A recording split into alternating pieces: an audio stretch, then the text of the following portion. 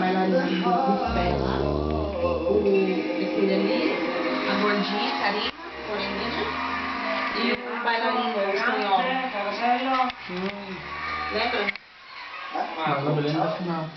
Allora, quando sei entrato nella scuola hai un timbro vocale molto buono, molto riconoscibile, e questa è una caratteristica che o si ha o non si ha. Tu hai la fortuna di avere un ottimo timbro.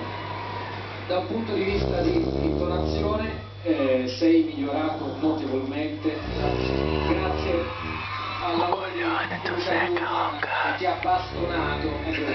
Adoro di Treo anche di Pino Perris, che ringrazio io.